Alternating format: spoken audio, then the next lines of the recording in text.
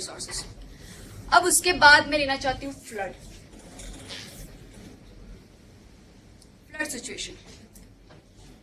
Flood यानी inundation of land, यानी किसी लैंड का डूब जाना, राइट, इसे फ्लड कहते हैं। इंडिया एक मानसून क्लाइमेट है। मानसून क्लाइमेट है यानी कि पूरा रेनफॉल जो है वो सिर्फ 4 महीने तक कन्फाइंड रहता है, राइट। पूरा ईयरली हमारे पूरे साल में बारिश नहीं होती, तो सिर्फ 4 महीने तक कन्फाइंड रहता है। इसकी वजह से ये होता है कि ये अगर 4 महीने में बहुत ही ज्यादा बारिश हो गई तो फ्लड की हमेशा पॉसिबिलिटी रहेगी, राइट। कॉन्सेंट्रेटेड हमारा बारिश है, रिवर्स की नेटवर्क भी बहुत ज्यादा है, तो फ्लड की सिचुएशन हमेशा रहेगी। फ्लड होने के लिए कुछ नेचुरल रीजंस है कि किस किस रीजन से फ्लड जो है वो होता है। अगर हैवी रेनफॉल आ गया, राइट, तो फिर फ्लड आने की सिचुएशन है। क्लाउड ब्रस्ट होना, जो हमने उत्तराखंड के फ्लड के बारे में देखा था कि किसी हिली रीजन में बहुत ही ज्यादा एक साथ अगर वहां पे बारिश आ जाए, क्लाउड ब्रस्ट सिचुएशन कहते हैं, तो वो सिचुएशन अगर हो जाए तो भी फ्लड आ सकता है। या La Nina situation, right, El Nino से रिवर्स सिचुएशन, जहां पे इंडिया में बहुत ही ज्यादा बारिश होती है, तो ला नीना सिचुएशन में भी फ्लड आ सकता है। नेचुरल सिचुएशन में एक है बेड ड्रेनेज या तेराई रीजन, राइट, जो पहले से ही सॉइल की ड्रेनेज अच्छी नहीं है, यानी कि वो वाटर को रिटेन नहीं कर पाती, उसे एब्जॉर्ब नहीं कर पाती। ऐसी सॉइल होती है जैसे स्वैम्पी सॉइल है, तराई रीजन की सॉइल है, राइट, यहाँ पे वाटर लॉगिंग होना आम बात है, तो वैसे रीजन में फ्लड आने के चांसेस हैं नेचुरली। और एक रीजन है बेसिन टोपोग्राफी, जो पंजाब हरियाणा में पाई जाती है। बेसिन टोपोग्राफी यानी बेसिन या बॉल टाइप की टोपोग्राफी। यहाँ पे जो बारिश होती है वो ऑब्वियसली वाटर लॉगिंग करेगी, तो इसकी वजह से बेसिन टोपोग्राफी के रीजन में भी बारिश आना नेचुरल है। नैरो रिवर वैली होती है तो भी फ्लड सिचुएशन आ सकती है, जैसे ब्रह्मपुत्र का वॉल्यूम वाटर का अगर हम देखें तो सबसे ज्यादा है इंडिया में, right, largest river of India. लेकिन वो जिस रीजन से पास होती है, राइट, दोनों ही तरफ हिली रीजन है, एक तरफ ईस्टर्न घाट है, दूसरी तरफ पूर्वांचल है, तो बहुत ही नैरो रीजन में पास होती है, पानी बहुत ज्यादा है, तो इसीलिए अगर उसके अपर रीचेस में अगर ज्यादा बारिश होगी तो फिर इंडिया में भी फ्लड आने की सिचुएशन बनती है। उसके बाद है सिल्टेशन, यानी कोसी में जैसे बनता है, कोसी जैसे ही इंडिया में एंटर करती है, प्लेन रीजन में एंटर करती है, बहुत ही ज्यादा सेडिमेंट्स लेकर आती है, और जितनी ज्यादा सेडिमेंट्स वो डिपोजिट करेगी, उसकी जो रिवर वैली की जो डेप्थ है वो बहुत ही शैलो हो जाएगी, राइट। और इसीलिए जब ज्यादा बारिश होगी या ज्यादा वॉल्यूम का पानी आएगा, वो शिफ्टिंग ऑफ कोर्स करेगी, या फिर पानी ओवरफ्लो होगा और बारिश आएगी, फ्लड आएगा, या फिर लैंडस्लाइड आ रहा है। अगर कोई रिवर पास हो रही है और उसके रिवर कोर्स के बीच में अगर बहुत बड़ी लैंडस्लाइड हो जाए, राइट, यानी लैंड गिर जाए, तो उसकी वजह से उसका पूरा ब्लॉक हो जाएगा रिवर क्रॉस, और उसकी वजह से जो भी ऊपर इसमें पानी आता है वो लैंडस्लाइड के रीजन के अराउंड पानी फैल जाएगा और पूरे रीजन को फ्लड कर देगा। तो ये 5th नेचुरल रीजन है कि इससे भी फ्लड सिचुएशन आ सकती है। अब जो रीजंस है वो है एंथ्रोपोजेनिक, यानी human induced reasons of flood. सबसे पहले ग्लोबल वार्मिंग आने की वजह से हमारे हिमालयन के जो ग्लेशियर्स है वो बहुत ही जल्दी और बहुत ही ज्यादा अमाउंट में मेल्ट होते हैं, और वो जितने मेल्ट होंगे उतनी ही उस ग्लेशियर से निकलने वाली रिवर्स और ट्रिब्यूटरीज में उतना ज्यादा पानी आएगा, और इसीलिए हमारे उस हिमालयन रिवर्स में फ्लड आने के चांसेस हैं।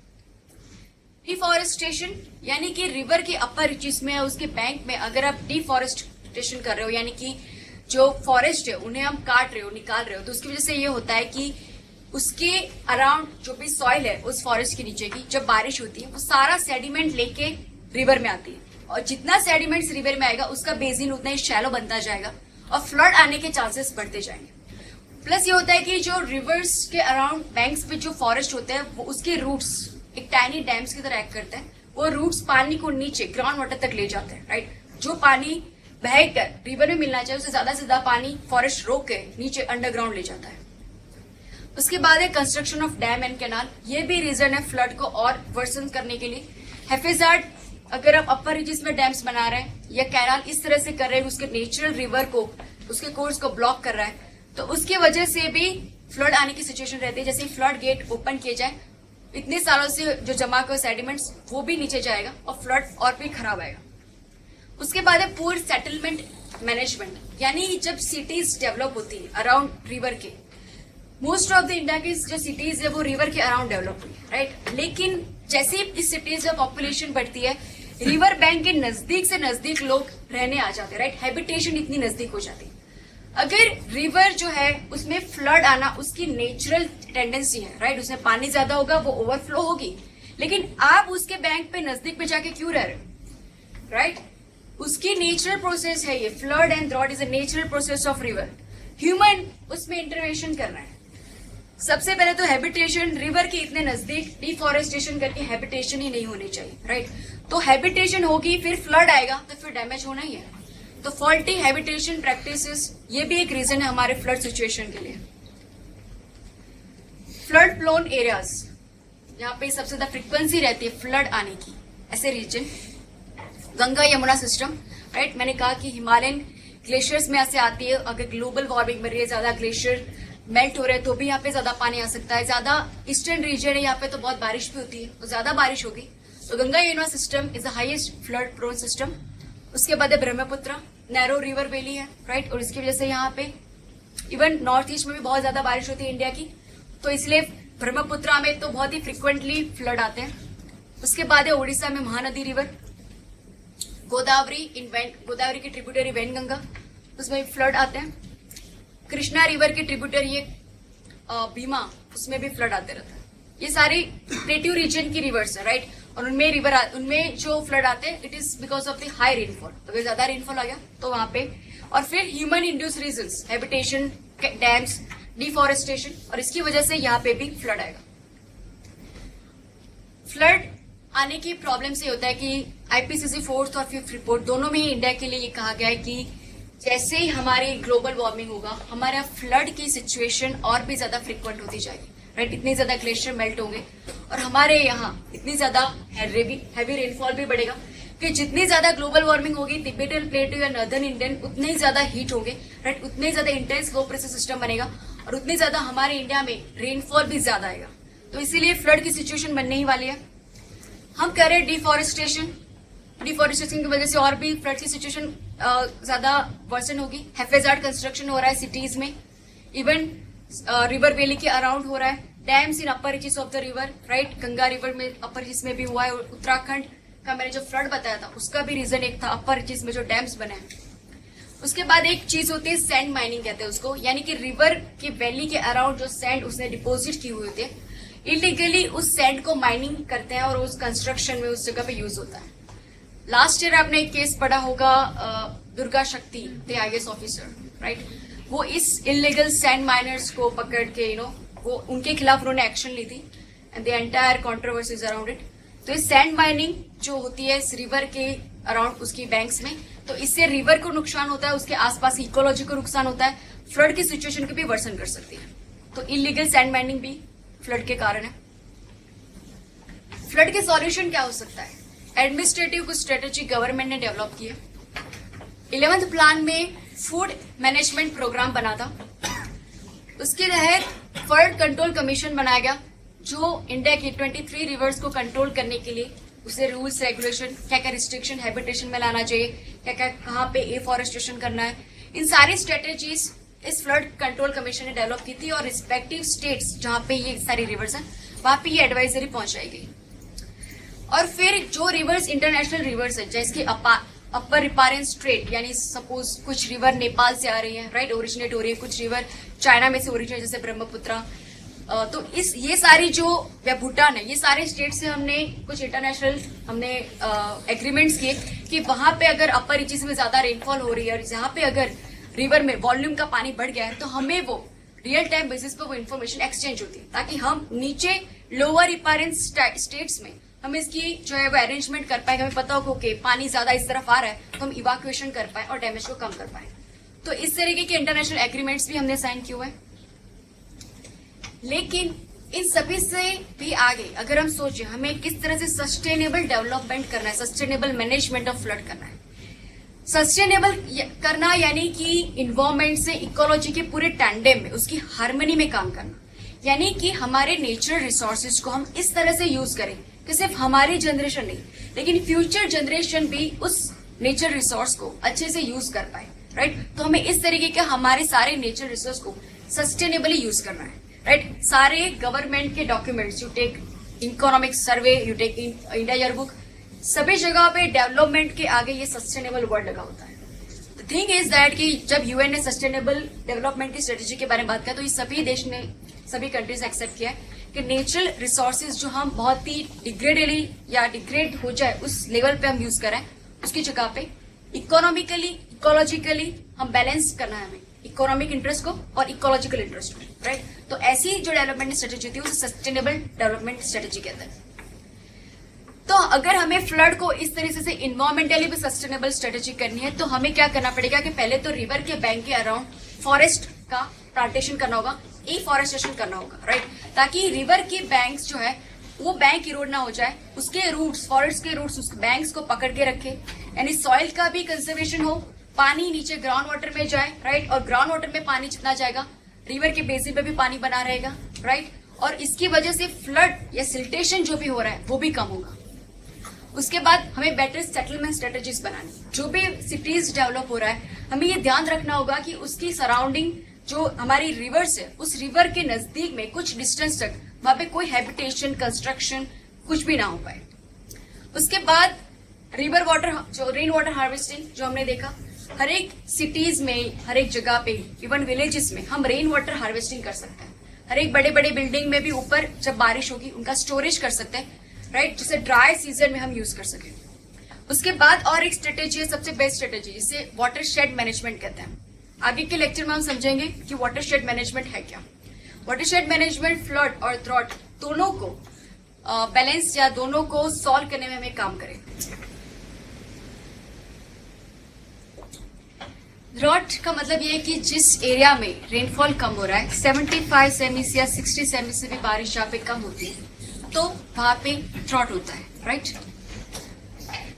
ड्रॉट प्रोन एरियाज, गवर्नमेंट ने किस एरिया को ड्रॉट प्रोन तरीके से यानी उस तहत से हमें डिसाइड किया है, जिस एरिया में रेनफॉल की अगर मैं पूरी रेंज निकालूं, राइट, 25 ईयर्स या 40 ईयर्स की मैं पूरी रेंज देखूं और फिर 25% से ज्यादा अगर उस पूरी टाइम पीरियड में वहां पे रेनफॉल के फेल होने के चांसेस होते हैं, राइट, 25% ज्यादा जहां पे रेनफॉल के फेल होने के चांसेस होते हैं, वैसे एरियाज को ड्रॉट प्रोन एरियाज कहा जाता है।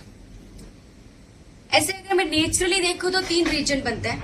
एक है यहाँ पे लद्दाख रीजन हमारा, सेकेंड कच्छ और थार डेजर्ट, और तीसरा हमारा plateau region, rain shadow reason जो है धारवाड़, रायलसीमा, तेलंगाना रीजन। तो नेचुरली ये 3 रीजन ही ऐसे हैं जहां पे ड्रॉट प्रोन हो सकता है, यानी कि रेनफॉल के फेलियर के चांसेस 25% से ज्यादा है।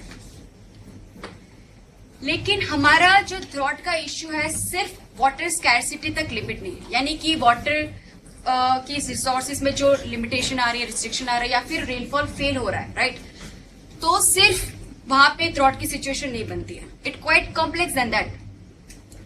हमारे यहाँ ड्रॉट डेवलपमेंट से रिलेटेड है, यानी कि ड्रॉट आता है तो उसका मतलब ये होता है कि एग्रारियन पॉवर्टी, यानी फार्मर्स की पॉवर्टी आना, ड्रॉट आना यानी कि एग्रारियन पॉवर्टी, उनके इकोनॉमिक डैमेज और उसकी वजह से low human index, human development index, यानी कि उस रीजन में low literacy, high infant maternal mortality, infant mortality, ये सब ज्यादा होता है वहां पे। ड्रॉट हमारे यहाँ ड्रॉट डेवलपमेंट से रिलेटेड है। क्यों? क्योंकि अगर यहाँ पे रेनफॉल फेल हो जाए तो फार्मर के पास और कोई चारा नहीं होता। They are indebted to the landlords, right, money lenders से वो इंडेप्टेड हो जाते हैं। ड्रॉट के लिए अगर हमें इसे रोकना है तो 3 चीजों पे डिपेंडेंट होता है, राइट। जितना हमें ड्रॉट इफेक्ट करेगा उसके लिए 3 चीजों पे डिपेंडेंस है। वो है, एक है इकोनॉमिक स्टेटस ऑफ फार्मर, यानी कि अगर किसी रीजन में रेनफॉल फेल हो रहा है, ड्रॉट आ रहा है, लेकिन उस रीजन के फार्मर्स प्रॉस्परस है, well settled, economically well settled है, तो वहां पे ड्रॉट आएगा तो इतनी ज्यादा कोई प्रॉब्लम नहीं होगी, राइट। इतना अग्रेरियन पॉवर्टी नहीं आएगी, ऐसा कुछ ह्यूमन डेवलपमेंट इंडेक्स में प्रॉब्लम नहीं होगा।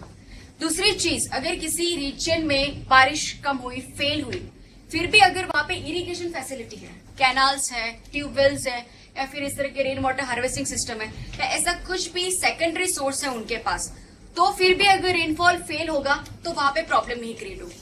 उसके बाद तीसरी चीज वो है ऑल्टरनेटिव लाइवलीहुड, यानी कि अगर रेनफॉल फेल हो गया तो उस रीजन के फार्मर के पास कोई और इकोनॉमिक एक्टिविटी है करने के लिए उसी रीजन में, तो फिर भी उससे पॉवर्टी का सामना नहीं करना पड़ेगा, उसे इकोनॉमिक डैमेज नहीं होगी, राइट। तो अगर हमारे इंडिया में ड्रॉट की सिचुएशन को हमें हैंडल करना है, उसे कम करना है, तो हमें इन 3 चीजों पे फोकस करना पड़ेगा, राइट। तो हमें ड्रॉट से फाइट करने के लिए एक तो हमारे एग्रीकल्चर इनकम फार्मर्स की बढ़ानी पड़ेगी, जो ड्रॉट प्रोन एरिया है। हमें वहां पे इरिगेशन फैसिलिटी प्रोवाइड करनी पड़ेगी। हमें उन फार्मर्स को ऑल्टरनेटिव लाइवलीहुड प्रोवाइड करना पड़ेगा। एक और एक कंसेप्ट जिसे रेन फेड एरियाज कहते हैं, ये सिर्फ इंडिया में इस तरह का कंसेप्ट डेवलप हुआ है। रेन फेड एरिया यानी ऐसे एरिया जहां पे एग्रीकल्चर टोटली रेनफॉल पे डिपेंडेड है, वहां पे कोई भी इरिगेशन फैसिलिटी नहीं, ना ही ट्यूबवेल से, ना ही कैनाल्स है, राइट। कोई भी और सोर्स नहीं है पानी का, सिर्फ बारिश के पानी से वहां पे खेती होती है। इस वजह से ये होता है कि जब बारिश हो जाती है उसी सीजन में वो लोग कल्टीवेशन करते हैं, कोई क्रॉप जो है वो कल्टीवेट करते हैं। जब ड्राई सीजन आती है तभी लैंड को फैलो कर देते हैं, यानी कि लैंड को ऐसा ही खुला सूखा छोड़ देते हैं, कोई भी क्रॉप नहीं लेते हैं, उसे लैंड फैलोइंग कहते हैं। जब मॉनसून सीजन में सिर्फ 1 ही 2 क्रॉप्स पे लेना है और उसी पे वो पूरी तरह डिपेंडेड है, अगर वो मॉनसून पे फेल हो जाएगा तो एग्रीकल्चर पॉवर्टी आ जाएगी, राइट। मनी लैंडर्स का इश्यू, फिर पॉवर्टी अगर आ जाएगी, यानी कि आप देखिए कि पूरे ईयर में ये सिर्फ 1 से 2 बार ये कल्टीवेट करते हैं, सिर्फ मानसून सीजन में, तो उनका प्रोडक्शन कितना कम होगा, राइट। उनके पास डिस्पोजेबल इनकम कितनी कम होगी, उनकी प्रोडक्टिविटी भी बहुत कम है, क्योंकि पूरे साल में सिर्फ 1-2 क्रॉप्स ले रहे हैं। तो लो productivity, right, high poverty, subsidence farming, 1-2 ही क्रॉप्स पूरे साल में ले रहे हैं, तो उसमें से कुछ ग्रेन्स वो कल्टीवेट करें जो खुद के कंजप्शन के लिए रखेंगे, ड्राई सीजन में कंजप्शन के लिए। तो यहाँ पे फार्मिंग भी सब्सिडेंस टाइप की फार्मिंग होती है। हमारे इंडिया की ये आयरनी है कि हमारा जो नेट सोन एरिया है, नेट सोन एरिया यानी कि जिस एरिया में हमारे टोटल इंडिया का जो एरिया है उसमें से जितना एरिया एग्रीकल्चर फील्ड है, जहाँ पे एग्रीकल्चर की जाती है, उस एरिया को नेट सोन एरिया कहते हैं। उस नेट सोन एरिया का 55% एरिया इस तरीके का रेन फेड एरिया है, यानी कि हमारे एग्रीकल्चर फील्ड के 55% हमारा एग्रीकल्चर फील्ड सिर्फ रेनफॉल पे टोटली डिपेंडेड है।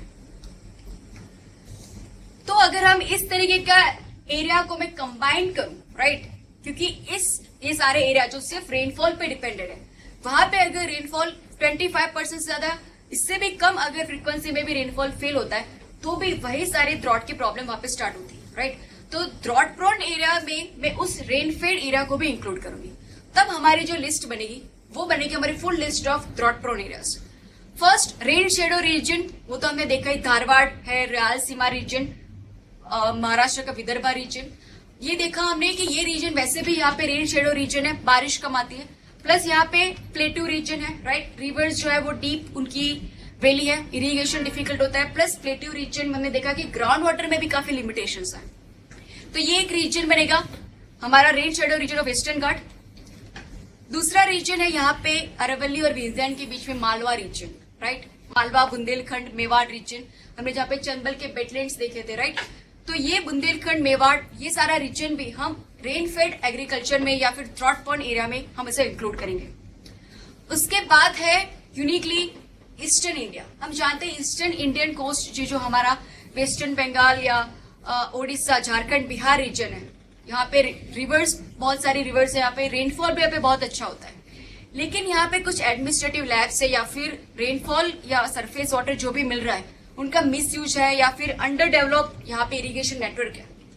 यहाँ पे इरिगेशन नेटवर्क अच्छे से डेवलप नहीं है, उसकी वजह से इस रीजन में जो एग्रीकल्चर होता है वो रेनफेड एग्रीकल्चर है, यानी मानसून सीजन में वो लोग क्रॉप्स लेते हैं, उसके अलावा ड्राई सीजन में वो क्रॉप्स नहीं ले पाते, और इसीलिए पानी नहीं होता है, और इसीलिए यहाँ पे पॉवर्टी बनी रहती है, राइट, क्योंकि उनकी प्रोडक्शन बहुत कम होगी, प्रोडक्टिविटी कम होगी। तो ये रीजन बारिश ज्यादा है, फिर भी ये ड्रॉट प्रोन एरिया में आएगा बिकॉज ऑफ रेनफेड एग्रीकल्चर। उसके बाद और एक रीजन हमारे इंडिया का one of the wettest region, north east region. North east region में भी बहुत ज्यादा बारिश होती है, लेकिन मैंने आगे भी बताया था कि इस रीजन पूरा हिली रीजन है, पानी का स्टोरेज करने के लिए जो फैसिलिटी होनी चाहिए, टैंक्स, रिजर्वर, ऐसा कुछ भी नहीं है। इससे जो भी बारिश मानसून में होती है उस टाइम पे जो क्रॉप या एग्रीकल्चर कल्टीवेशन कर लिया वो कर लिया, उसके बाद ड्राई सीजन में पानी उन्हें मिलता नहीं, वाटर स्कैर्सिटी होती है, रेनफेड एग्रीकल्चर हो जाएगा, और इसलिए यहाँ पे भी ड्रॉट प्रोन एरियाज, यानी एक भी बार अगर बारिश कम आई या फेल हो गई तो ये रीजन में भी जो और ड्रॉट प्रोन हमारे जो गुजरात थर्ड इजेड में जो सिचुएशन होती है वैसे ही सिचुएशन इस एरिया में भी बन जाएगी। रेनफेड जो एरियाज है उनका इंपॉर्टेंस क्या है? सबसे पहले ये जो हमने पहले देखा कि हमारे नेट सोन एरिया जितना भी है उसमें 55% तो ये रेनफेड एग्रीकल्चर वो वाला एरिया है। उसके बाद इंडिया का जितना भी ग्रेन प्रोडक्शन होता है उसमें से 50% जो प्रोडक्शन है वो इस रेनफेड एरिया में से आता है। प्लस हमारा पल्स या मिलेट्स का जो प्रोडक्शन है उसमें से 90% प्रोडक्शन इस रेनफेड एरिया में से आता है। कुछ कैश क्रॉप है, इंडस्ट्रियल क्रॉप्स है, कैश क्रॉप यानी जो कॉटन, शुगर केन, टोबैको, इस टाइप के जो कैश क्रॉप होते हैं वो सारे भी एक्सक्लूसिवली इस स्टेट या इस रीजन में से आते हैं। अब देख सकते हैं इसीलिए हमारे फूड सिक्योरिटी के लिए ये एरिया कितना इंपॉर्टेंट है, राइट? अब सोचिए जिस एरिया में पूरे साल में सिर्फ 1 या 2 बार ही कल्टीवेशन होता है, राइट? और इतना ज्यादा कंट्रीब्यूशन वो एरिया दे सकता है, तो जब अगर हम इस एरिया में इरिगेशन प्रोवाइड करें और ये मल्टीपल क्रॉप्स एक साल में ले पाए तो कितना ज्यादा प्रोडक्शन हो सकता है, कितनी ज्यादा प्रोडक्टिविटी डेवलप हो सकती है। और जैसे ही फ्यूचर होगा हमारी पॉपुलेशन बढ़ेगी और उस हिसाब से हमारा प्रोडक्शन भी बढ़ाना है, तो इसीलिए हमें इस रेनफेड एरिया में इरिगेशन की फैसिलिटी डेवलप करनी पड़ेगी, राइट? जो एरिया ऑलरेडी हमारा 45% जो ऑलरेडी इरिगेटेड है, राइट, वहां पे हमें कॉन्सेंट्रेट करना पड़ेगा उनकी प्रोडक्टिविटी इंक्रीज करने में, राइट? यानी कि एक ही एरिया में जितना प्रोडक्शन होता है उससे ज्यादा प्रोडक्शन हमें करवाना है। इंडिया का जो प्रोडक्टिविटी अगर हम एग्रीकल्चर में भी देखेंगे कि वन ऑफ द लोएस्ट है हर एक क्रॉप्स में, हमारे प्रोडक्टिविटी होने के बहुत ज्यादा पोटेंशियल है। तो हमें एग्रीकल्चर में जो चीज कॉन्सेंट्रेट करनी है वो हमारी प्रोडक्टिविटी को इंक्रीज करना, और रेनफेड एरिया में भी हमें एरीगेशन फैसिलिटी को डेवलप करके हमें हमारी प्रोडक्टिविटी, एग्रीकल्चर प्रोडक्टिविटी बढ़ाना है। उसके बाद ये जो एरिया है वहां पे हमारी जो लाइफ स्टॉक पॉपुलेशन है, life stock population in India is one of the highest in the world, उसमें से 60% लाइफ स्टॉक पॉपुलेशन इस रेनफेड एरिया में आती है, राइट? तो इसीलिए अगर मैं इस एरिया में इरिगेशन फैसिलिटी डेवलप करूं तो ज्यादा फोडर का कल्टीवेशन होगा, ज्यादा फोडर होंगे तो ज्यादा लाइफ स्टॉक में मिल्क प्रोडक्शन होगा, राइट? और इसीलिए यहाँ पे मीट प्रोडक्शन या डेयरी प्रोडक्शन, पोल्ट्री, इन सभी का डेवलपमेंट होने के बहुत ही ज्यादा पोटेंशियल है। लेकिन इस एरिया की प्रॉब्लम्स क्या है? पहले तो यहाँ के एरिया में जो भी फार्मर्स है मोस्टली दे कैश क्रॉप या इस तरीके के क्रॉप्स जो है वो यहाँ पे उगाते हैं, जैसे कॉटन है, ग्राउंडनट है, टोबैको है। कैश क्रॉप यानी कि ऐसे क्रॉप्स जिसको आप खा नहीं सकते, राइट? तो इसकी वजह से ये होता है कि जब ये क्रॉप्स अगर फेल हो जाए तो ये होता है कि उनके पास खाने के भी कुछ नहीं बचता, और इसीलिए यहाँ पे माल न्यूट्रिशन और हंगर सिचुएशन क्रिएट होती है। ये चीज मैं आपको कॉटन के लिए बताना चाहती हूँ। आपने विदर्भा रीजन में देखा होगा कॉटन फार्मर्स की जो सुसाइड हो रही है, राइट? कॉटन बहुत ही फ्रेगाइल और सेंसिटिव क्रॉप है। अगर कॉटन सक्सेसफुली अगर जो है वो कल्टीवेट हो गया तो बहुत अच्छा सा पैसा मिलता है, लेकिन उसके इनपुट पे भी बहुत ज्यादा पैसा लगता है क्योंकि उसके रूट्स को ही पानी ज्यादा मिलते रहना चाहिए। अगर उसके ऊपर कॉटन बॉल अगर बन गया और फिर बारिश हुई तो पूरा क्रॉप डैमेज हो जाएगा। इसके अलावा कॉटन क्रॉप्स में डिसीज बहुत जल्दी हो जाता है, जिसे कॉटन बुलवर्म टाइप की डिसीज कहते हैं। तो अगर डिसीज में ज्यादा हो जाएगी तो पूरा क्रॉप फेलियर हो जाएगा। अब देख सकते हैं ये सारे एरिया में, रेनफेड एरिया के जो फार्मर्स होते हैं वो ऑलरेडी पुअर होते हैं, इकोनॉमिकली इतने वेल सेटल नहीं होते, तो उन्हें जब भी कॉटन करना होता है ये वो आशा के साथ करते हैं कि मुझे बहुत अच्छा रिन्यूमरेशन मिलेगा, लोन लेके वो कॉटन का कल्टीवेशन करते हैं। लेकिन इस डिसीजेस की वजह से अगर पूरा कॉटन का क्रॉप उनका फेल जाता है, दे बिकम इंडेप्टेड, राइट? और इसीलिए उनको सुसाइड करने की सिचुएशन आती है। तो कैश क्रॉप जो है वो ज्यादा पैसे देते हैं, लेकिन इन सिचुएशंस के कारण जो है उनकी प्रॉब्लम्स भी क्रिएट होती है। इसलिए इस एरिया में हमारा जो ह्यूमन डेवलपमेंट होता है वो भी कम रहता है। रेनफेड एरिया की ये भी प्रॉब्लम है कि ज्यादातर ये रीजन अरिड या सेमी अरिड रीजन है। तेलंगाना, रायलसीमा, विदर्भा रीजन की बात आप कर ले, मालवा रीजन, ये सारे रीजन अरिड या सेमी अरिड है जहाँ पे 75 या 75 सेमी से कम बारिश होती है। तो यहाँ पे क्या होगा कि इरिगेशन फैसिलिटी नहीं है तो ड्राई सीजन में लैंड फैलोइंग होगी, लैंड को ऐसे ही खुला विदाउट कल्टीवेशन छोड़ देंगे। तो इससे क्या होता है कि पूरे जो इरोजन के एजेंट उस पर अच्छे से वर्क करेंगे। खुला एक लैंड होती है तो विंड इरोजन उसमें होता रहेगा, तो जो लैंड है वो डिग्रेड होती रहेगी, उसकी फर्टिलिटी कम होती रहेगी, क्योंकि उसकी जो टॉप सॉइल है वो धीरे धीरे जो विंड है वो उसे अलग करती जाएगी। पेनिनसुलर रीजन में भी मैंने बताया कि वहां पे कैनाल इरिगेशन करना डिफिकल्ट है। जो तेलंगाना, विदर्भा, ये सारे रीजन है, वहां पे अगर हमें इरिगेशन डेवलप करना है तो मुझे कैनाल्स के थ्रू शायद मैं दे पाऊं, राइट? जैसे हमने देखा था रिवर लिंकिंग प्रोजेक्ट। लेकिन कैनाल जो यहाँ पे इस पेनिनसुलर रीजन में डेवलप करना डिफिकल्ट है, क्योंकि पेनिनसुलर हार्ड रॉक से बने हुए हैं। वहां पे डिगिंग करना, इतनी बड़ी बड़ी कैनाल बनाना, वो भी डिफिकल्ट है। प्लस पेनिनसुलर रीजन में ग्राउंड वाटर में भी लिमिटेशंस है। तो इसीलिए इस रेनफेड एरिया जो पेनिनसुलर इंडिया में लोकेटेड है, उन्हें कुछ अलग तरीके से हमें इरिगेशन प्रोवाइड करना पड़ेगा। उसके अलावा रेनफेड एरिया के जो प्रॉब्लम्स हैं, हमारी इंडिया की BPL population, below poverty line population की 40% पॉपुलेशन इन रेनफेड एरियाज में रहती है, राइट। उनमें से सबसे ज्यादा जो है वो है हमारे लैंडलेस लेबरर्स, राइट। पहले हमने देखा है काफी पुअर एग्रीकल्चर फार्मर्स होते हैं, फिर जो मनी लैंडर्स होते हैं उनके हाथ इंडेप्टेड हो जाते हैं, अपनी जमीन गंवा देते हैं और लैंडलेस लेबरर्स बन जाते हैं। रेनफेड एरियाज को अगर हम, यानी इस एरिया को हम अच्छी सी एग्रीकल्चर इरिगेशन प्रोवाइड करें, उन्हें लाइवलीहुड प्रोवाइड करें, तो इस एरिया को अगर हम डेवलप करें तो हमारी पॉवर्टी बहुत हद तक कम हो सकती है, राइट। क्योंकि 40% पॉवर्टी इस रीजन में कॉन्सेंट्रेटेड है। तो अगर इस रीजन को अगर हम डेवलप करें, उन्हें और ज्यादा इक्विप करें, तो हमारी पॉवर्टी बहुत ही ज्यादा कम हो सकती है। ड्रॉट आती है तो क्या क्या उसके इम्प्लीकेशंस होते हैं। लैंड अबंडिंग, अगर ड्रॉट आती है, बारिश नहीं होती, तो जो फार्मर्स होते हैं उसे लैंड फैलो कर देते हैं, उसे अबंडन कर देते हैं, राइट। और इसकी वजह से वहां पे विंड की वजह से या पानी की वजह से पूरी जो सॉइल है वो इरोड होती रहती है, उसकी फर्टिलिटी लूज हो जाती है। उसकी अगर ड्रॉट आ रहा है, इरिगेशन फैसिलिटी नहीं है, तो फूड प्रोडक्शन कम हो जाएगा, राइट। और फूड प्रोडक्शन कम होगा तो फूड ग्रेन की शॉर्टेजेस आएगी, इन्फ्लेशन बढ़ेगा, ये सारे प्रॉब्लम स्टार्ट हो जाएंगे। प्रोडक्टिविटी हमारी बहुत ही ज्यादा कम हो जाएगी। ऑलरेडी जो हमारी प्रोडक्टिविटी कम चल रही है, पूरे साल में एक ही या दो क्रॉप्स हो रहे थे, अब एक भी क्रॉप्स नहीं होगा तो प्रोडक्टिविटी बहुत ही ज्यादा कम हो जाएगी। पॉवर्टी, ऑब्वियसली हमारे यहाँ ड्रॉट, जो रेनफेड एरियाज है वहां पे ड्रॉट आना यानी पॉवर्टी का आना, राइट। जितने भी उन्होंने जो सेविंग हो सारी उस सीजन में खत्म हो जाती है। तो सॉल्यूशन क्या हो सकता है ड्रॉट सिचुएशन का? एक तो इरिगेशन फैसिलिटी को हम एक्सपैंड करें, जैसे भी टाइप्स का इरिगेशन हो हम दे सके, उस टाइप की इरिगेशन वहां पे हम दें। ग्राउंड वाटर को हम बचा के रखें। वाटर क्राइसिस सिचुएशन या बहुत एक्सट्रीम ड्रॉट सिचुएशन होती है, उसी समय हम ग्राउंड वाटर को बचा के रखें। ऐसा नहीं कि हम समर सीजन हो, कोई भी सीजन हो, ग्राउंड वाटर से हम पानी निकालते रहे और फिर जब ड्रॉट सिचुएशन आ जाए, राइट, सब कुछ सूख जाए, तब ग्राउंड वाटर भी सूख चुका हो। तो इसीलिए ग्राउंड वाटर को हमें इस क्राइसिस सिचुएशन के लिए बचा के रखना चाहिए। रेन वाटर हार्वेस्टिंग करनी चाहिए, राइट। जितना भी रेन वाटर जितने भी मौसम में जितना भी आता है, उस सभी पानी की बूंदों को हम कंजर्व करें ताकि ड्राई सीजन में हम इसे यूज कर पाए। बड़े बड़े कैनाल्स और डैम्स की जगह पे छोटे छोटे चेक डैम्स बनाने चाहिए और हमें करना चाहिए वाटर शेड मैनेजमेंट। दो हमने ट्रिक बताई ड्रॉट के फाइट करने की, रेन वाटर हार्वेस्टिंग। इस तरह के रूफटॉप हम टैंक्स क्रिएट कर सकते हैं, पाइप क्रिएट कर सकते हैं, जिससे जितना भी रेन वाटर का जो पानी है उसे हम स्टोर करेंगे और हमें ड्राई सीजन में उसको यूज कर पाएंगे। उसके अलावा छोटे छोटे चेक डैम, जितनी छोटी छोटी रिवर्स पास हो रही है, हर एक गांव में इस तरह के छोटे छोटे चेक डैम्स बना के उनकी जरूरत के हिसाब से पानी थोड़ा सा स्टोर कर सकते हैं और फिर पानी बढ़ सकता है।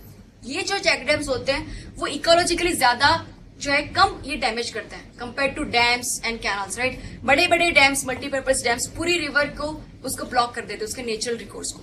छोटे छोटे चेक डैम्स जो होते हैं वो सबसे कम इकोलॉजिकली जो है वो डैमेज करते हैं। अब मैं ये कंसेप्ट के बारे में समझाना चाहती हूँ, वो है वाटर शेड डेवलपमेंट। ये फ्लड के लिए भी जरूरी है, ये ड्रॉट के लिए भी जरूरी है और गवर्नमेंट से सबसे ज्यादा आज एडवाइस दे रही है, राइट, इस मैनेजमेंट को अपनाने के लिए, एग्रीकल्चर के लिए। ये सबसे सस्टेनेबल वे है, यानी इकोलॉजी और हमारे इकोनॉमिक इंटरेस्ट दोनों को बैलेंस करके आगे बढ़ती है और इस तरह से हम हमारे नेचुरल रिसोर्स को हम यूज कर रहे हैं इन सस्टेनेबल वे, राइट, कि आज हमारी जनरेशन और फ्यूचर जनरेशन उसे यूज कर पाए। वाटरशेड मैनेजमेंट करने के लिए हमें सिस्टम्स अप्रोच या इंटीग्रेटेड अप्रोच यूज करना पड़ेगा। यानी कि अगर मुझे किसी रिवर के वाटर को कंजर्व करना है तो सिर्फ उस रिवर के चैनल को या उसके वाटर के बारे में नहीं सोचूंगी, लेकिन उस रिवर में वाटर कंट्रीब्यूट करने वाली सारी ट्रिब्यूटरीज, राइट, उसके सराउंडिंग सारे फॉरेस्ट, उसकी सारी इकोलॉजी, मैं उनके बारे में सोचूंगी, उनको भी मैं कंजर्व करूंगी, राइट। तब मैं उसके रिवर के मेन पानी को भी कंजर्व कर पाऊंगी। इसीलिए रिवर को कंजर्व करने के या किसी भी नेचुरल रिसोर्स को कंजर्व करने के लिए उसके साथ जुड़े हुए, उससे रिलेटेड, उससे एसोसिएटेड सारे कंपोनेंट्स को भी मुझे मेंटेन करना पड़ेगा, राइट। तो इस तरह के मैनेजमेंट को वाटरशेड मैनेजमेंट कहते हैं या सिस्टम अप्रोच कहते हैं। इस तरह के एक सिस्टम में ह्यूमन इंटरवेंशन बहुत ही कम होता है, जो डैमेजिंग ह्यूमन इंटरवेंशन होता है वो कम हो रहता है। पहले तो हम चलते हैं ये वाटरशेड वर्ड जो है उसका मीनिंग क्या है। जो भी मेन रिवर पास होती है उसके ओरिजिन से लेके उसका डेल्टा और उसके सारे ट्रिब्यूटरीज का ओरिजिन और जहां पे वो मर्ज होती है वो सारे एरिया को उस रिवर का वाटरशेड कहते हैं, राइट। उस पूरे कैचमेंट एरिया रिवर का उसका खुद का, उसके ओरिजिन टू डेल्टा और सारे ट्रिब्यूटरीज का ओरिजिन टू मर्ज, सारे एरिया को वाटरशेड कहते हैं। वाटरशेड के जब मैनेजमेंट होता है तब उसके क्या क्या कंपोनेंट्स होता है। एक तो मेन रिवर, उसकी सारी स्ट्रीम, राइट, और फिर उसके साथ उनके सराउंडिंग, उनके बैंक्स पे जो फॉरेस्ट है वो फॉरेस्ट भी उसके कंपोनेंट है। उस फॉरेस्ट में रहने वाले वाइल्ड लाइफ या ट्राइबल कम्युनिटी वो भी उसके कंपोनेंट है। उस रिवर के सराउंडिंग विलेजेस है, उन विलेज की पॉपुलेशन, इवन जो एग्रीकल्चर फील्ड है, ये सारे एग्रीकल्चर फील्ड, ये सभी चीजें वाटरशेड के कंपोनेंट है। यानी कि मुझे पानी का कंजर्वेशन करना है, अगर पानी को हमें अच्छे से रिसोर्स को डेवलप करना है तो मुझे इन सभी कंपोनेंट्स को ध्यान में रखना पड़ेगा। वाटरशेड मैनेजमेंट एक्चुअल में क्या होता है। वाटरशेड यानी सपोज किसी रिवर का इस तरह का वाटरशेड है, यहाँ से उसका ओरिजिन है और यहाँ से सपोज नॉर्दर्न साइड से उसका ओरिजिन है, यहाँ पे उसका डेल्टा क्रिएट होगा। तो ये सारी जो छोटी छोटी ट्रिब्यूटरीज है, उन सभी छोटी छोटी ट्रिब्यूटरीज या छोटे छोटे रिवर्स पे हम अर्थन या छोटे छोटे चेक डैम्स बनाएंगे, राइट। एक बड़ा डैम पूरे रिवर को ब्लॉक करते हुए बनाने की जगह पे एक नेटवर्क होगा छोटे छोटे चेक डैम्स का। इससे रिवर का फ्लो जो है बैलेंस वे में बना रहेगा। थोड़ा सा ही पानी जहाँ पे जो जितने रिवर जितनी पॉपुलेशन है उनके रिक्वायरमेंट के हिसाब से थोड़ा सा पानी ब्लॉक होगा, फिर से पानी यहाँ पे दिया जाएगा। यानी उसकी जो मेन मिनिमम वॉल्यूम पानी का इस रिवर का होना चाहिए वो उसके ओरिजिन से लेकर उसके डेल्टा तक बना रहेगा, राइट। इससे कोई ब्लॉकेज नहीं होगा।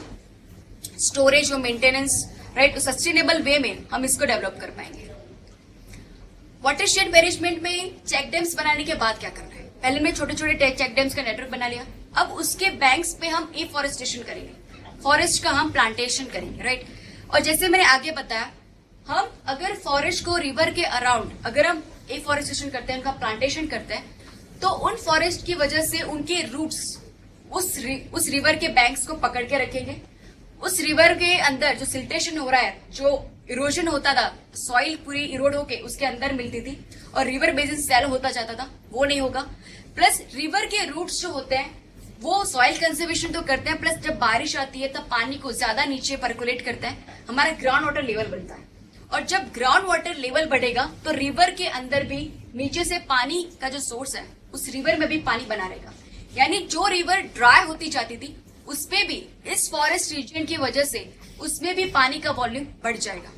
और आप देख सकते हैं कि फॉरेस्टेशन करेंगे, मैं चेक डैम्स करूंगी, पानी का लेवल बढ़ रहा है, फॉरेस्ट करूंगी, सॉइल का भी कंजर्वेशन हो रहा है, तो पानी की अवेलेबिलिटी बढ़ेगी, सॉइल कंजर्वेशन हो रहा है तो सॉइल की फर्टिलिटी भी बढ़ेगी, राइट। और इसी वजह से पूरा एरिया ग्रीन एरिया बन सकता है, राइट। ऐसे एक्सपेरिमेंट्स हुए वाटरशेड के और ये भी पाया गया है कि कोई एरिया जो सूखा होने जा रहा था क्योंकि रिवर पास हो रही थी, लेकिन रिवर जो है ड्राई सीजन में ड्राई हो जाती थी और ग्राउंड वाटर से पानी बहुत ही ज्यादा निकाला जाता था। इसकी वजह से ग्राउंड वाटर भी खाली हो गया। ग्राउंड वाटर खाली होने की वजह से रिवर जो है वो भी धीरे धीरे और सूखी हो जाएगी। ग्राउंड वाटर खाली होगा तो उपकर की वेजिटेशन जो है वो ज्यादा वाटर टेबल नीचे जाएगा तो वेजिटेशन भी जो है सूखा पड़ने लगेगा, तो पूरा एरिया सूखा पड़ने लगा था, राइट। फर्टिलिटी कम हो रही थी, सॉइल इरोजन हो रहा था। उस एरिया में जब वाटरशेड डेवलपमेंट की तरह से वो प्रोजेक्ट किया गया तो वहां पे फिर से वाटर टेबल ऊपर आ गया, राइट। एफॉरेस्टेशन की वजह से वहां पे ग्राउंड वाटर बढ़ा, पानी का भी वॉल्यूम बढ़ा और पूरे सॉइल की कंजर्वेशन होने की वजह से सॉइल की फर्टिलिटी भी बढ़ी। तो इस तरह से वाटरशेड मैनेजमेंट की वजह से जो डिस्ट्रेस माइग्रेशन हो रहा था फ्रॉम विलेज टू सिटीज, उसमें भी काफी हद तक कम जो है वो हुआ है। देखिए, migration is not a bad thing. कोई भी कंट्री में अगर डेवलप हो रही है तो माइग्रेशन होना वो बहुत ही नेचुरल चीज है, राइट। लो इकोनॉमिक एक्टिविटी में से पॉपुलेशन हाई इकोनॉमिक एक्टिविटी में जा रही है, तो ये तो अच्छी बात है। इससे पॉपुलेशन की प्रोडक्टिविटी बढ़ती है, उसकी इनकम बढ़ती है और इस तरह से पूरे ओवरऑल कंट्री की इनकम बढ़ती है, राइट। जीडीपी हमारा बढ़ता है। लेकिन इंडिया में जो माइग्रेशन हो रहा है वो डिस्ट्रेस माइग्रेशन है, यानी कि लो इकोनॉमिक एक्टिविटी में से हाई इकोनॉमिक एक्टिविटी माइग्रेशन नहीं हो रहा, लेकिन जो फार्मर या लैंडलेस लेबर विलेज में है वो सिटी में आके मैन्युअल लेबर बनता है, राइट। तो उसकी इकोनॉमिक स्टेटस में कोई फर्क नहीं आता। प्लस जो विलेजेस में रहते हैं वो अपने नेटिव लैंड को छोड़ के जब सिटीज में आते हैं, वो भी एक मेंटल शॉक होता है अपने नेटिव लैंड को छोड़ने का। प्लस जब सिटी में आते हैं तो उनके पास इकोनॉमिक अपॉर्चुनिटी नहीं रहती। हमारे जो सिटीज हैं they are nothing but outgrown villages, right. तो हमारे सिटीज में इतनी इकोनॉमिक उनको अपॉर्चुनिटी होती। प्लस वो जो लैंडलेस लेबरर आते हैं, जो अनस्किल्ड सेमी स्किल्ड लेबर्स, तो उनके लिए और इकोनॉमिक एक्टिविटी नहीं, कि मैन्युअल इनफॉर्मल लेबर में वो जुड़ते हैं। तो इसकी वजह से ये जो विलेज का तरफ से हमारे सिटीज में जो इनफ्लो हो रहा है, तो हमारे सिविक जो इंफ्रास्ट्रक्चर होता है, जो पानी या इलेक्ट्रिसिटी का सप्लाई या फिर हमारे पब्लिक ट्रांसपोर्टेशन, लैंड, इन सभी हमारे सिटी के इंफ्रास्ट्रक्चर पे प्रेशर बढ़ता है, राइट। और इसकी वजह से जितनी लैंड की डिमांड बढ़ती है, रियल एस्टेट के दाम बढ़ते हैं, और इसकी वजह से ये जो सारे लेबरर्स आते हैं वो लैंड या अपना घर को अफोर्ड नहीं कर पाते, और इसीलिए हमारे सिटीज में डेवलप होते हैं स्लम्स, राइट। तो आप देखिए कि ये पूरा एक विशेष साइकिल चल रहा है। तो इस साइकिल को अगर हमें रोकना है तो हमें माइग्रेशन को टारगेट नहीं करना, हमें प्रोडक्टिविटी को टारगेट करना है। प्रोडक्टिविटी चाहे विलेज में रहने वाले फार्मर्स की हो या सिटीज में रहने वाले लेबरर्स की। हमें लेबर को एजुकेशन देना है, स्किल देना है, ताकि वो लो इकोनॉमिक जो इनफॉर्मल लेबर सिस्टम है, जहाँ पे उसकी सोशल सिक्योरिटी नहीं है, राइट, उसमें उसे जॉब की सिक्योरिटी नहीं है, और जहाँ पे अनहाइजीनिक स्लम्स में वो रह रहा है, उसे एजुकेशन दो, स्किल दो, तो लोअर इकोनॉमिक एक्टिविटी से वो हायर एक्टिविटी में आ जाए।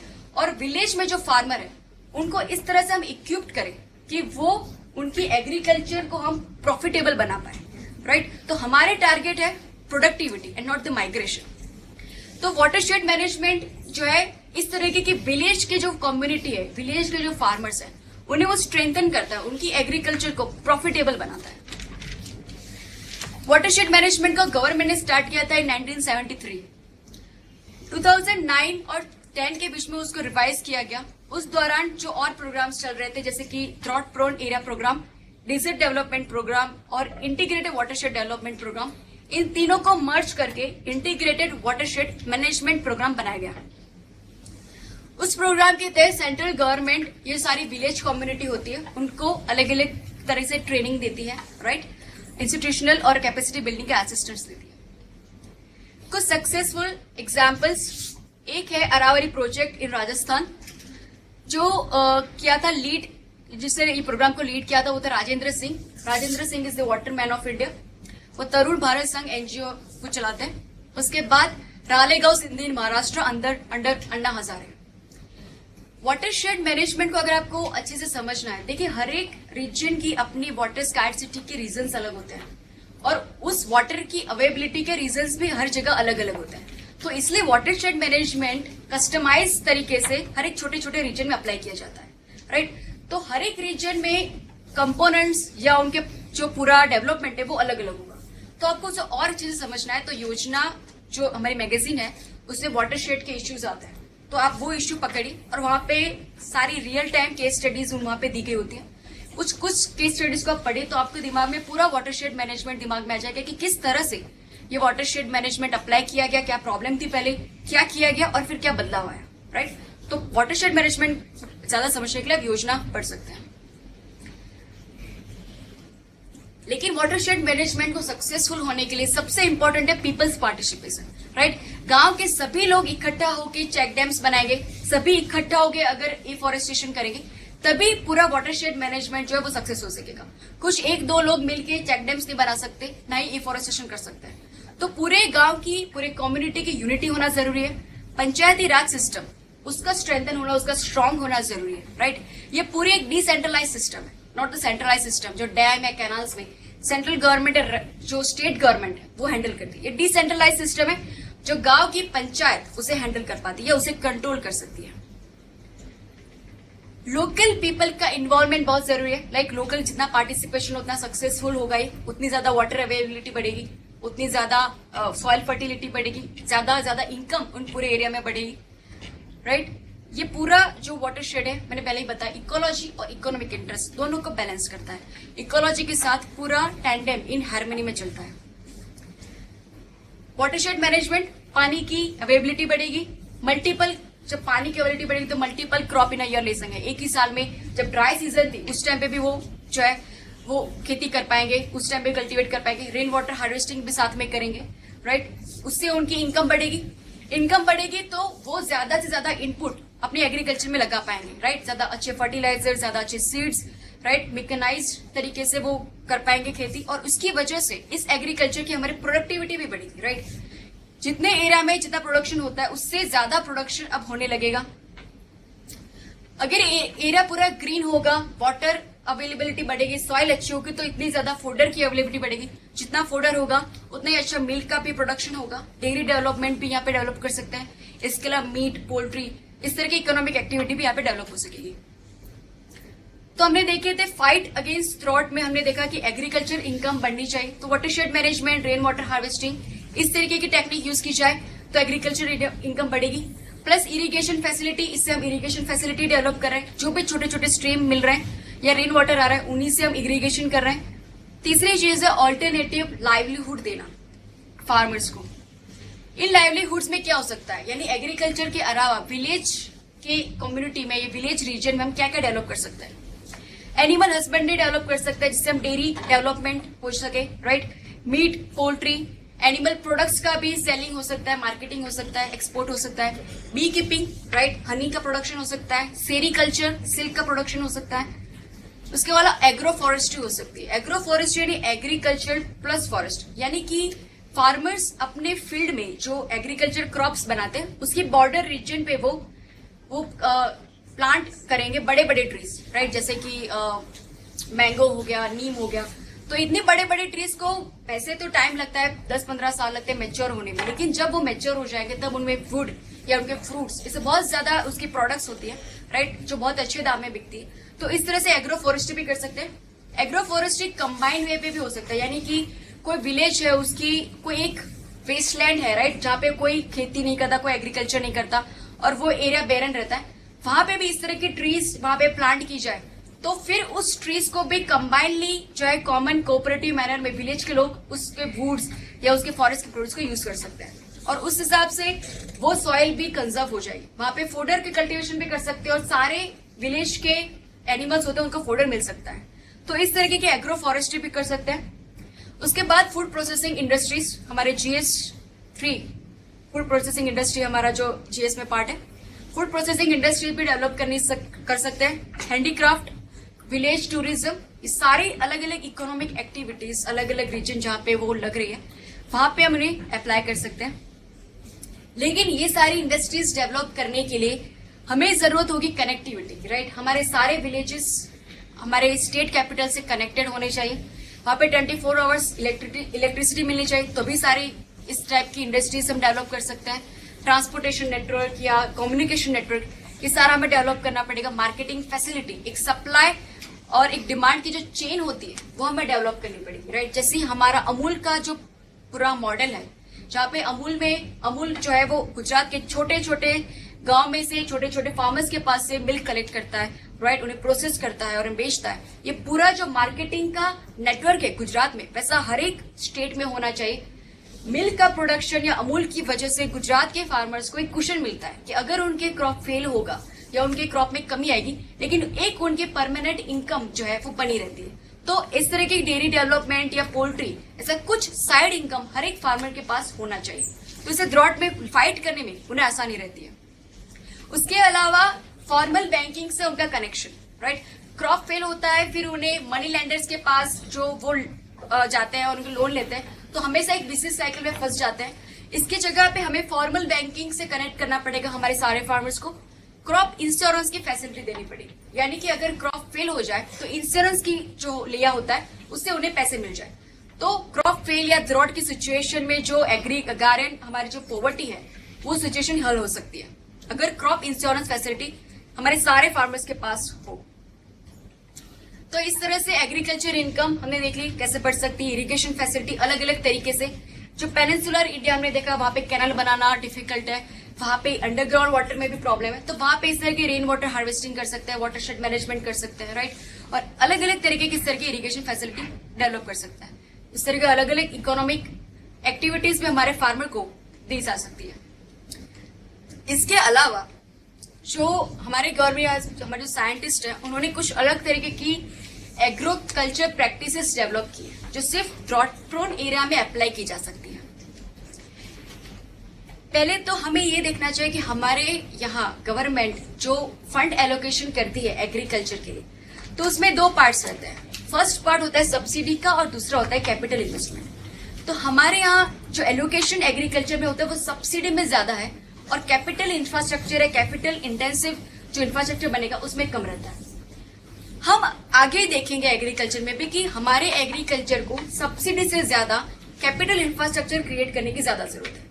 कैपिटल इंफ्रास्ट्रक्चर यानी चेक डैम्स बनाना, टैंक्स बनाना, रिजर्वायर्स बनाना, रेन वाटर हार्वेस्टिंग सिस्टम हर विलेजेस में हो, वेल या ट्यूबवेल्स हो, हर एक जगह पे कोल्ड स्टोरेजेस हो, राइट। ये सारे कैपिटल इंफ्रास्ट्रक्चर है। हमारे विलेजेस में हमारे एग्रीकल्चर को इन इंफ्रास्ट्रक्चर की ज्यादा जरूरत है, ना कि सब्सिडी की जो बहुत ही ज्यादा यूरिया को दी जाती है, डीजल या इलेक्ट्रिसिटी, राइट। उससे कम करके हमें देना है ज्यादा से ज्यादा एलोकेशन इन कैपिटल फॉर्मेशन, ताकि ये लॉन्ग टर्म जो है हमारे प्रोडक्टिविटी को बढ़ा पाए। उसके बाद कुछ ऐसी क्रॉप की वैरायटी, राइट। कुछ ऐसे क्रॉप्स होते हैं जिसको कल्टीवेट करने की बहुत ज्यादा पानी की जरूरत पड़ती है, इसे वाटर इंटेंसिव क्रॉप्स कहते हैं। Rice, cotton, sugarcane. अगर कोई रीजन ड्रॉट प्रोन है, अरिड है, तो वहां पे वाटर इंटेंसिव क्रॉप्स का कल्टीवेशन नहीं होना चाहिए। वहां पे ऐसे क्रॉप्स का कल्टीवेशन होना चाहिए जो लेस इंटेंसिव है, वाटर लेस इंटेंसिव क्रॉप है, जैसे कि मिलेट्स, जवार, बाजरा, रागी, राइट। क्योंकि अगर इस अरिड रीजन में भी मैं वाटर इंटेंसिव क्रॉप्स का अगर मैं कल्टीवेशन करूंगी तो मुझे और ज्यादा पानी चाहिए होगा, और मैं और ज्यादा पानी ग्राउंड वाटर से या कहीं और से मैं लेकर करूंगी तो अरिड रीजन में वो पानी जो है वो टिक नहीं पाएगा, वहां पे ओवर इरिगेशन हो जाएगी। और वहां पे हम देखेंगे पंजाब हरियाणा में जो सिचुएशन हो रही है, Punjab Haryana is quite comparatively arid region, और वहां पे राइस और शुगर केन की जो कल्टीवेशन हो रही है, इसकी वजह से ये हो रहा है कि पानी की वाटर लॉगिंग की वैसे तो बेसिन टोपोग्राफी है, और भी ज्यादा वहां पे ऐसे वाटर इंटेंसिव क्रॉप्स वहां पे कल्टीवेट किए जाते हैं, इसकी वजह से वाटर लॉगिंग की सिचुएशन बनती है। और सॉइल सैलिनिटी यानी कि पानी ऊपर जमा रहता है, राइट। और अरिड सिचुएशन में वहां पे सॉइल के अंदर के पानी का भी इवोपरेशन होता है और सॉइल के टॉप लेयर में सॉल्ट्स जमा हो जाते हैं और सॉइल पूरी की पूरी सलाइन हो जाती है, राइट। तो ऐसी सिचुएशन बनती है। तो अरिड रीजन में वाटर इंटेंसिव क्रॉप्स जो है वो कल्टीवेट नहीं करने चाहिए, less water intensive crops cultivate करने चाहिए। उसके अलावा कुछ और टेक्निक्स भी हैं जिससे पानी कम से कम यूज हो, ऐसी इरिगेशन फैसिलिटी जैसे ड्रिप इरिगेशन। यहाँ पे आप देख सकते हैं कि छोटे छोटे पाइप से क्रॉप्स को कनेक्ट करना, और पानी जो है वो सिर्फ क्रॉप्स के रूट में ड्रॉप बाय ड्रॉप वहां पे पहुंचाया जाता है कंटिन्यूस बेस पे, लेकिन ड्रॉप बाय ड्रॉप। इसकी वजह से पानी जो है बहुत ही कम मात्रा में यहाँ पे इरिगेशन में यूज होता है और प्रोडक्शन ऑलमोस्ट सेम रहता है। जो नॉर्मल कंडीशन में पानी दिया जाता है और इस कंडीशन में प्रोडक्शन सेम रहता है, लेकिन पानी का यूज बहुत कम होता है। इसके अलावा और एक टेक्निक है जो स्प्रिंकलर्स कहते हैं। आपने कई गार्डन्स में देखा होगा, स्प्रिंकलर्स घूमते हैं और पानी का जो है वहां पे स्प्रे करते हैं, तो उसमें भी पानी जो है बहुत ही ज्यादा कंजर्व होता है, कम पानी में अच्छा प्रोडक्शन होता है। उसके बाद इंडिया में एक्चुअली इरिगेशन फैसिलिटी 100% कभी डेवलप नहीं कर पाएंगे, कि कुछ रीजन इतने इंटीरियर, कुछ रीजन इतने हिली रीजन में जो है डिफिकल्ट रीजन में, कि हमें सारे एग्रीकल्चर फील्ड को 100% कभी कवर नहीं कर पाएंगे। तो ऐसे रीजन में हमें जैसे लोकलाइज इरिगेशन सिस्टम बोली, जैसे रेन वाटर हार्वेस्टिंग, और उस तरह की अपनी कस्टमाइज इरिगेशन सिस्टम डेवलप करनी पड़ेगी। या फिर उस वहां पे रहने वाले एग्रीकल्चरिस्ट या फार्मर्स को रिस्क डाइवर्सिफिकेशन करना पड़ेगा और लाइवलीहुड देने पड़ेंगे हमें। एग्रोसिल्वी पेस्टोरल सिस्टम यानी एनिमल हस्बेंड्री करनी पड़ेगी।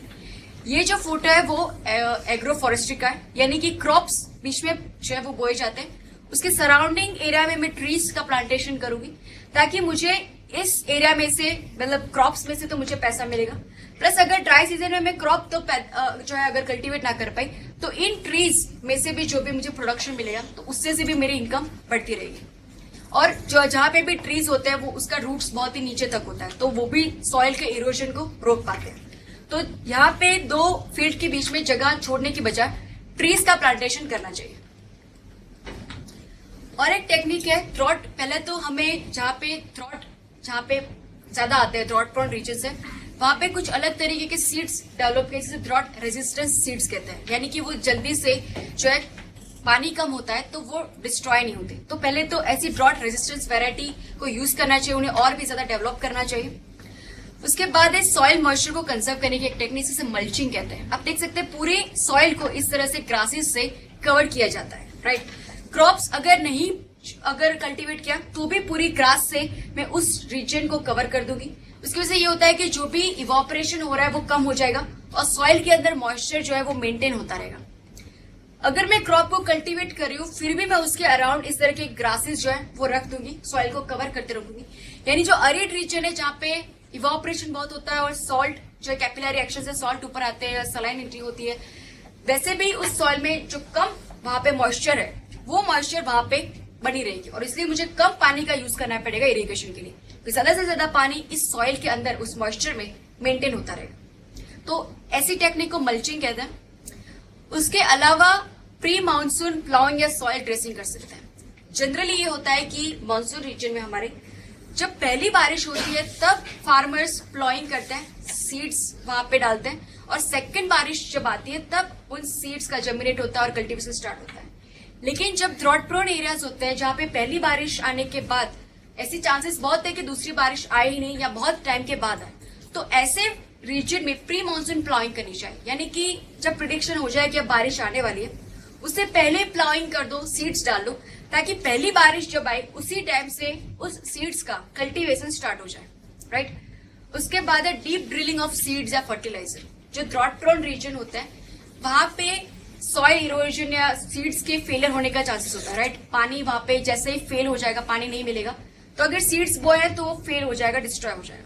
इसके जगह पे हम ये कर सकते हैं कि ड्रिल करके सीड्स को थोड़े से डेप्थ में हम उसको बोए, राइट, ड्रिलिंग करके। इवन फर्टिलाइजर को इस तरह से डीप में सीड्स के साथ जो है वो ड्रिलिंग किया जाता है। इसकी वजह से होता है कि जितनी डीप में होगी और ज्यादा थोड़ी मॉइस्ट सॉइल होगी और इस तरह से अगर ड्रॉट भी आएगा, फेलियर अगर रेनफॉल का होगा, फिर भी ये डीप ड्रिलिंग की वजह से वो जो नीचे का अंदर जो सीड है वो डिस्ट्रॉय नहीं, राइट। तो एक और ये टेक्निक है deep drilling of seeds and fertiliser कर सकते हैं। क्रॉप रोटेशन, वैसे क्रॉप रोटेशन हर एक एग्रीकल्चर प्रैक्टिस के एडवाइस दी जाती है। क्रॉप रोटेशन यानी कि कोई एक ही क्रॉप को बार बार मत कल्टीवेट करो, उसे रोटेट करते रहो, या डिफरेंट क्रॉप्स को आप रोटेट करते रहो। पहले ग्रेन लो, फिर पल्सिस लो, फिर मिलेट लो, फिर वेजिटेबल्स। तो इस तरह से क्या होता है कि अगर एक ही क्रॉप को मैं बार बार वहां पे कल्टीवेट करूंगी तो जो क्रॉप जिसको जो न्यूट्रिएंट चाहिए वो बार बार उसी न्यूट्रिएंट को सॉइल में से लेता रहेगा और फिर वो सॉइल कुछ उस न्यूट्रिएंट के लिए उसमें जो लैक हो जाएगी वो उसमें कम हो जाएगा। इसलिए ऐसे पल्स और ग्रेन का कॉम्बिनेशन होना चाहिए कि जब ग्रेन आए तब तो जो न्यूट्रिएंट का जो यूज हो, पल्सिस क्या करते हैं नाइट्रोजन और देते हैं, तो पल्सिस अगर मैं यूज करूं तो फिर और नाइट्रोजन उस सॉइल में बन जाएगा। फिर मैं ग्रेन यूज करूंगी तो ग्रेन नाइट्रोजन को एक्सट्रैक्ट करेगा। तो इस तरह से क्रॉप की रोटेशन जितनी होती है तो सॉइल की फर्टिलिटी बनी रहती है। तो क्रॉप रोटेशन भी इस तरह से सभी रीजन में करना चाहिए, स्पेशली ड्रॉट प्रोन रीजन में। Drought prone area development plan जो गवर्नमेंट का प्लान है, उसके अंदर गवर्नमेंट क्या करती है, उन्हें सब्सिडीज प्रोवाइड करती है, राइट। उसके अलावा क्रॉप इंश्योरेंस इन फार्मर्स को मिलता है। ड्रॉट सिचुएशन में या रेनफॉल के फेलियर के सिचुएशन में उन्हें इंश्योरेंस मिलता है। उसके अलावा उनके ड्रॉट सिचुएशन में या जब क्रॉप फेलियर होता है तब उनको डायरेक्ट ट्रांसफर दिया जाता है या पीडीएस सिस्टम से उनसे ग्रेन प्रोवाइड की जाती है हंगर और माल न्यूट्रिशन सिचुएशन को हैंडल करने के लिए। गारंटीड एम्प्लॉयमेंट यानी कोई और ऑल्टरनेट, जैसे एमजी नरेगा है हमारा, उस तरह से ऑल्टरनेटिव लाइवलीहुड इस विलेज रीजन में प्रोवाइड की जाती है। रूरल एसेट का डेवलपमेंट यानी चेक डैम्स बनाना, वेल, ट्यूबवेल या रेन वाटर हार्वेस्टिंग सिस्टम, ये सारे टाइप की कैपिटल फॉर्मेशन या कैपिटल एसेट का फॉर्मेशन किया जाता है, राइट। तो हमने आज देखा flood prone areas, problems and solution, drought prone areas देखिए और एक कंसेप्ट देखा रेनफेड एरियाज, राइट। और दोनों में हमने सॉल्यूशन देखे कैसे हम ड्रॉट को फाइट कर सकते हैं, उसे कैसे सॉल्यूशन हो सकते हैं। अब है soil which is very big topic, तो मैं यहाँ पे लेक्चर को कंप्लीट करता हूँ। लेकिन हम देख सकते हैं कि जस्ट अ सेकंड, सॉइल में हम क्या क्या देखेंगे प्लीज देख लीजिए। सॉइल में कैसे सॉइल फॉर्मेशन होती है, सॉइल फॉर्मेशन, सॉइल की प्रोफाइल इस फॉर्मेशन के बाद कैसे बनती है, सॉइल का इरोजन होना यानी क्या, और इरोजन होने के बाद हम कंजर्व कैसे कर सकते हैं, सॉइल का सैलिनेशन कैसे होता है और उसको हम कैसे फाइट कर सकते हैं, डेजर्टिफिकेशन वो क्या चीज है उसे हम कैसे रोक सकते हैं, सॉइल्स ऑफ इंडिया, इंडिया में कितने टाइप की सॉइल है और उनके पास क्या क्या न्यूट्रिएंट्स हैं, और फिर हम देखेंगे land use pattern of India, India में लैंड की किस किस रीजन में या किस किस फील्ड में किस तरह से यूजेज होता है, राइट। तो सारा पोर्शन हम नेक्स्ट लेक्चर में थैंक यू।